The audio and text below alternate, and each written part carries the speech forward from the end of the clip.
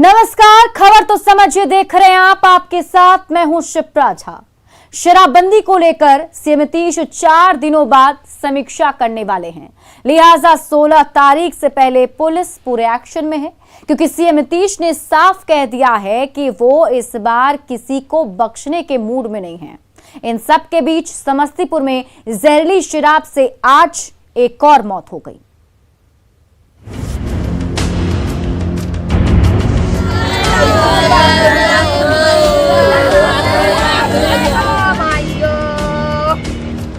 इस चीख और चित्कार के पीछे कुछ और नहीं बल्कि जहरीली शराब है।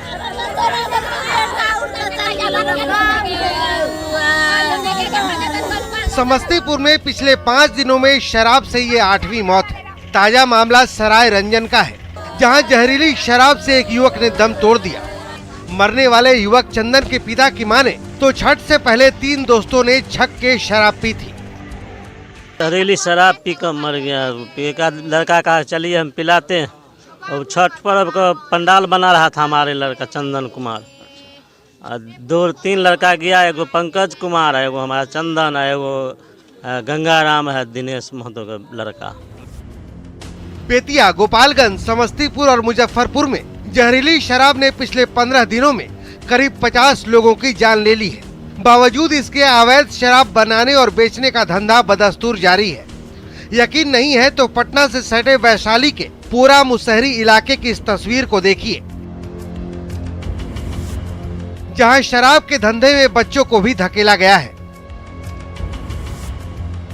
लेकिन जब न्यूज 18 पर खबर चली तो प्रशासन में खलबली मच गई। लाव लश्कर के साथ पुलिस उस गांव पहुंची जहां शराब के अवैध ठिकानों को नेस्तनाबूद कर दिया गया। तस्वीरों में आप देख सकते हैं कि कैसे जमीन के अंदर गड़े गैलन्स को खोदकर बाहर निकाला गया और सभी भट्टियों को पुलिस ने ध्वस्त कर दिया। पुलिस ने यहां से तकरीबन 12 से ज्यादा लोगों को गिरफ्तार भी किया।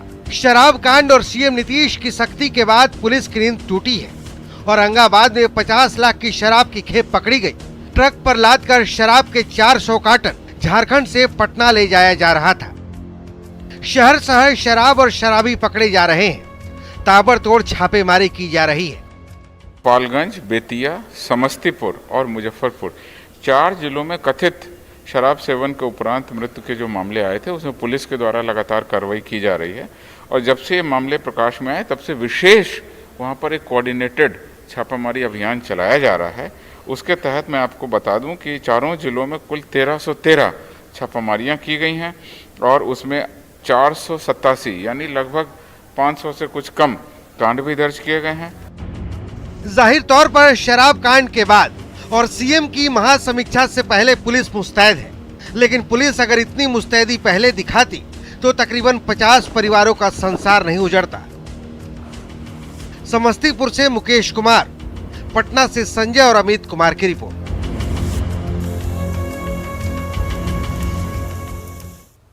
अब आप शराबबंदी को लेकर पुलिस के इस एक्शन के मायने को समझिए। 4 जिलों में शराब कांड में पुलिस पर बड़ा सवाल है। पिछले 15 दिनों में कथित जहरीली शराब से तकरीबन 50 लोगों की जान चली गई। 16 नवंबर को सीएम नीतीश कुमार शराबबंदी की एक बड़ी समीक्षा करने वाले हैं। सीएम की समीक्षा से पहले पुलिस पूरे एक्शन में आ चुकी है। आज डीजीपी ने भी सभी जिलों के एसपी के साथ खुद ही मीटिंग की। डीजीपी ने शराब के खिलाफ एक्शन का पूरा फीडबैक भी लिया कि किस तरीके से जिले में एक्शन लिया जा रहा है। पुलिस ने शराब के खिलाफ कार्रवाई का ब्यौरा भी जारी किया है। यानी पुलिस के मुताबिक अगर आप आंकड़ों को देखें तो जनवरी 2021 से अक्टूबर 2021 तक पूरे बिहार में अभी तक 49,900 मामले दर्ज किए गए। 12,94,229 लीटर देसी शराब बरामद की गई, जबकि 25,79,415 लीटर विदेशी शराब बरामद किया गया। इस अभियान के दौरान 62,140 लोगों की गिरफ्तारी हुई है।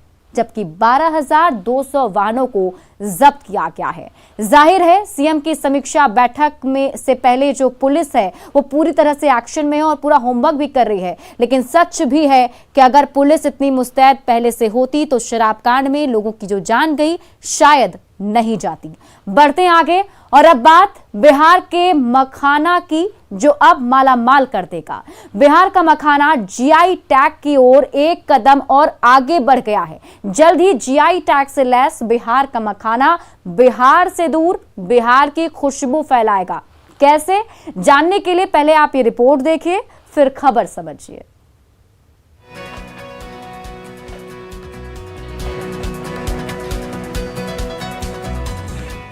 बिहार की पहचान और बिहार की शान, टेढ़ा चिपटा मखमली मखाना लोकल से ग्लोबल होने जा रहा है। जी हां, बिहार की खुशबू और बिहार के स्वाद से भरपूर वही अपना मखाना 7 समंदर पार भी बिहार की सुगंध फैलाने जा रहा है, क्योंकि केंद्र सरकार के इस सलाहकार समूह ने बिहार के मखाना को जीआई टैग दिलाने से जुड़ी सारी अड़चनें सुलझा ली हैं। अब वो दिन दूर नहीं जब ये सूखा मेवा दुनिया के कोने कोने में स्वाद और सेहत के साथ साथ बिहार की मिट्टी की सौंधी खुशबू भी बिखेरेगा।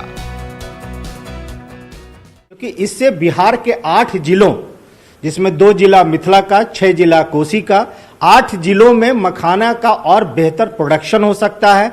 मखाना को एक बेहतर नाम सारी दुनिया में मिल सकता है। दुनिया भर में मखाना की 85% से भी ज्यादा पैदावार बिहार के ताल तलैयों में होती है। यहीं से प्रोसेसिंग कर उसे देश ही नहीं दुनिया के कोने कोने में भेजा जाता है। लेकिन जब बिहार के मखाना को जीआई टैग मिल जाएगा तो दुनिया में कोई कहीं भी मखाना की मार्केटिंग कर ले, उसे बिहार का मखाना ही कहना होगा। इससे बिहार के किसानों को तो नया मार्केट मिल ही जाएगा। मखाना उपजाने वाले किसानों की आमदनी बढ़ने का रास्ता भी साफ हो जाएगा। पर मखाना का एक प्रोडक्शन बेस इतना बड़ा है बिहार में कि इसको एरिया एक्सपेंशन अगर ढंग से किया जाए तो बिहार के लगभग 10 लाख लोगों को रोजगार मिल सकता है और लगभग 25,000 करोड़ बाहर से पैसा राज्य के इकोनॉमी में आ सकता है। जल्द ही वो दिन आने वाला है जब जीआई टैग से लैस बिहार का स्वादिष्ट मखाना बिहार से दूर बिहार की खुशबू तो फैलाएगा ही, मखाने की खेती में पसीना बहाने वाले किसानों को मालामाल भी करेगा। संजय कुमार, न्यूज़ 18 पटना। अब आप खबर तो समझिए कि क्या होता है जीआई टैग, ये क्यों जरूरी है और इसका फायदा आखिर क्या है। तो जीआई टैग यानी ज्योग्राफिकल इंडिकेशन टैग है। ये एक प्रकार का लेबल होता है जिसमें किसी प्रोडक्ट को एक विशेष भौगोलिक पहचान दी जाती है। ऐसा एक प्रोडक्ट जिसकी विशेषता या फिर नाम खास तौर से प्रकृति और मानवीय कारकों पर निर्भर करती है। अब प्रश्न उठता है कि क्यों जीआई टैग की जरूरत पड़ती है, तो यह भी जान लीजिए। नकली सामानों से बचाने का जीआई टैग एकमात्र कानूनी हथियार है। इस टैग से उत्पाद को बनाने, प्रोडक्शन करने की गारंटी उसी ज्योग्राफिक एरिया में होती है, लेकिन सामान पूरी दुनिया में आप बेच सकते हैं। यही जीआई टैग की सबसे बड़ी खासियत है और अब मखाना को भी जीआई टैग मिलने वाला है, जिसके बाद ये मखाना पूरे विदेश में बिहार का नाम रोशन करेगा। नक्सलियों के खिलाफ झारखंड पुलिस को अब तक की सबसे बड़ी सफलता मिली है। पुलिस ने सरायकेला से 1 करोड़ के इनामी नक्सली किशन दा उर्फ प्रशांत बोस को धर दबोचा है। आप ये रिपोर्ट देखिए, फिर खबर तो समझिए।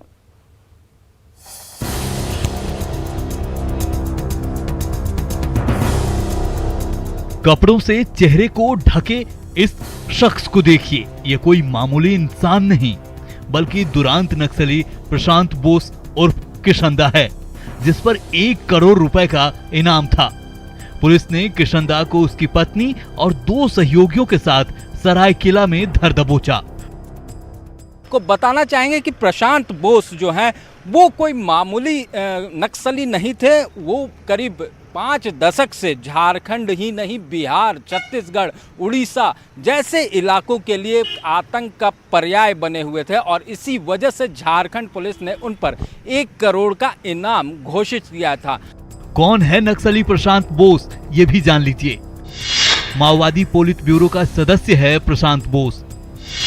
भाकपा माओवादियों का टॉप लीडर है प्रशांत बोस। झारखंड के साथ बिहार, पश्चिम बंगाल, ओडिशा में कुख्यात, छत्तीसगढ़, आंध्र प्रदेश और महाराष्ट्र में भी मचा चुका है तांडव। 100 से अधिक नक्सली हमलों का मास्टरमाइंड। 2 दशकों से पश्चिमी सिंहभूम के सारंडा जंगल में धमक, गिरिडीह के पारसनाथ की पहाड़ियों पर भी आतंक।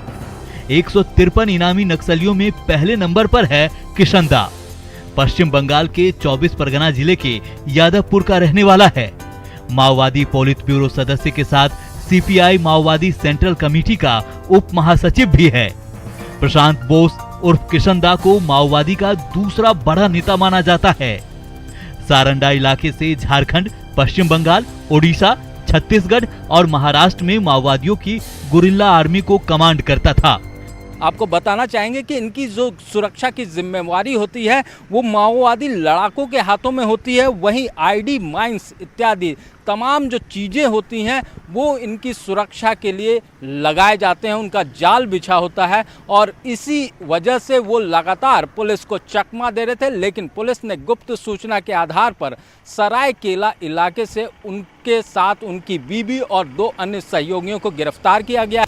किशनदा की गिरफ्तारी पुलिस के लिए उतनी आसान नहीं थी जितनी सुरक्षा में हमेशा माओवादी के लड़ाके तैनात रहते थे। इतना ही नहीं, ये जिन इलाकों से गुजरता था वहां पहले से लैंड माइंस लगा दिया जाता था। सुरक्षा घेरे में रहने वाला किशनदा झारखंड पुलिस के हत्थे चढ़ ही गया। किशनदा और प्रशांत बोस की गिरफ्तारी जहां झारखंड पुलिस के लिए बड़ी सफलता है, वहीं नक्सलियों के लिए बड़ा झटका। ओम प्रकाश, न्यूज़ 18 रांची। अब आप इस खबर के मायने को समझिए। झारखंड एक नक्सल प्रभावित राज्य है। नक्सलवाद झारखंड की सबसे बड़ी समस्या है। देश के सर्वाधिक नक्सल प्रभावित जिलों में झारखंड के 8 जिले शामिल हैं। ऐसे झारखंड के 16 जिले नक्सल प्रभावित हैं। ऐसे में 1 करोड़ का इनामी नक्सली का पकड़ा जाना बड़ी बात है। किशनदा को 5 राज्यों की पुलिस खोज रही थी। 100 से ज्यादा नक्सली वारदातों का मास्टरमाइंड है ये किशनदा, जो अब पुलिस के गिरफ्त में है और अब इस पर आगे की कार्रवाई की जाएगी। और अब बात सियासत की। इस वक्त सलमान खुर्शीद की किताब पर देश में सियासी कलह मचा हुआ है। सलमान खुर्शीद की किताब से निकला विवाद अब जिन्ना तक पहुंच चुका है। पाकिस्तान की बुनियाद रखने वाले मोहम्मद अली जिन्ना के प्रति जेडीयू एमएलसी खालिद अनवर का प्रेम छलका। जिन्ना को लेकर जेडीयू एमएलसी ने क्या कुछ कहा, पहले आप वो सुनिए, फिर खबर तो समझिए। जानता है कि कायदे आजम मोहम्मद अली जिन्ना एक बड़े फ्रीडम फाइटर थे और पंडित जवाहरलाल नेहरू ने अपनी सत्ता के लिए, अपनी कुर्सी हासिल करने के लिए कि हम देश के प्राइम मिनिस्टर बने, इसके चक्कर में देश का विभाजन करवाया। मैंने उनको कायदे आजम मोहम्मद अली जिन्ना कहा है। कायदे आजम का मतलब होता है कि सबसे बड़ा लीडर। जिस वक्त देश के लिए आज़ादी की लड़ाई लड़ी जा रही थी, उस वक्त जिन्ना की बहुत बड़ी अहमियत थी और बहुत आगे थे वो लड़ाई में।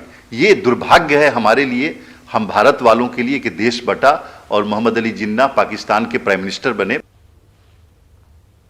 अब आप जेडीयू एमएलसी के इस प्रेम के मायने को समझिए। जेडीयू एमएलसी की माने तो जिन्ना देश बंटवारे के जिम्मेदार बिल्कुल भी नहीं थे, जबकि ऐतिहासिक तथ्य बताते हैं कि देश बंटवारे को लेकर जिन्ना की जिद थी।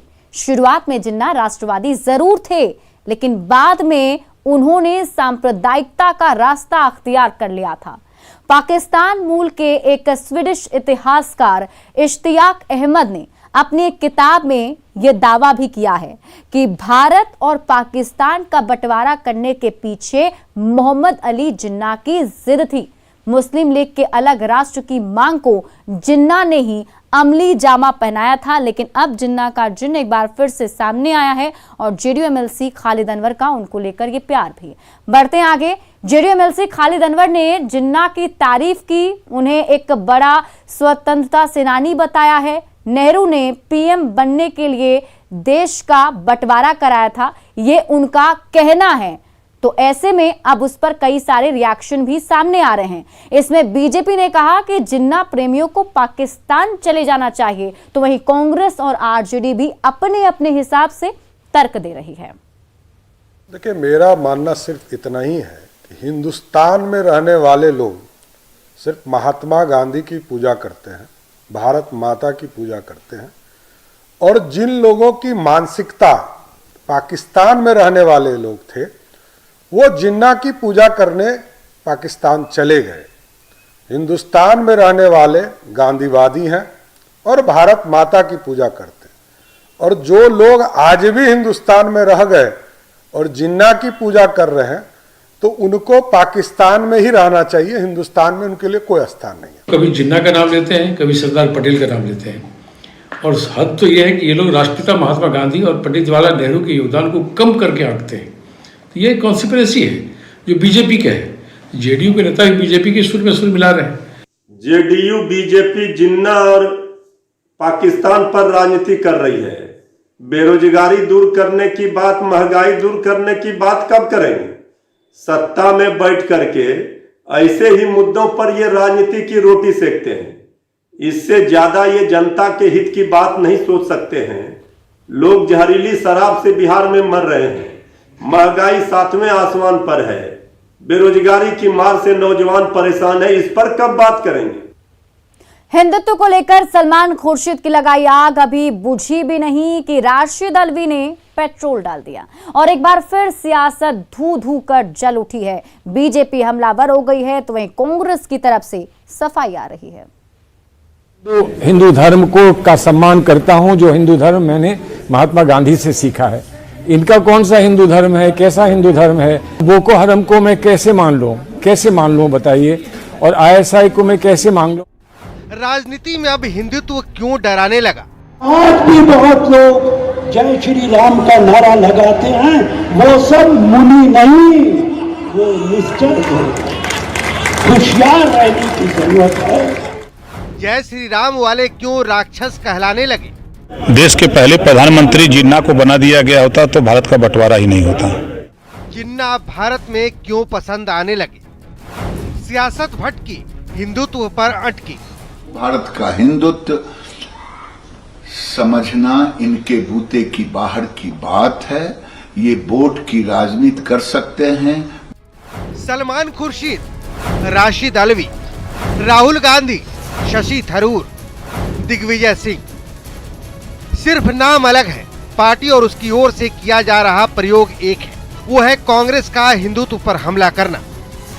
आप खुद सुनिए सलमान खुर्शीद के बचाव में कांग्रेस के पूर्व अध्यक्ष राहुल गांधी ने क्या कहा है कि हिंदू धर्म में और हिंदुत्व में फर्क है, क्योंकि अगर फर्क नहीं होता तो नाम एक ही होता। हिंदुत्व को हिंदू की जरूरत नहीं होती या हिंदुत्व की जरूरत नहीं होती। राहुल गांधी से पहले राशिद अल्वी ने भी जय श्री राम का नारा लगाने वालों पर निशाना साधा है और उन्हें राक्षस तक कह डाला। आजकल कुछ लोग देश के लोगों को जय श्री राम का नारा लगा के गुमराह भी करते हैं। ऐसे लोगों से हमें होशियार रहना चाहिए। हनुमान जी ऊपर जा रहे, वो राक्षस नीचे बैठ के जय श्री राम का नारा लगा रहा। आजकल तो बहुत लोग लगाते हैं। मैंने हरगिज ये नहीं कहा कि जय श्री राम बोलने वाला हर आदमी राक्षस होता है। और फिलहाल इस बुलेटिन में अभी के लिए बस इतना ही, लेकिन न्यूज़ 18 बिहार झारखंड पर खबरों का सिलसिला लगातार जारी है।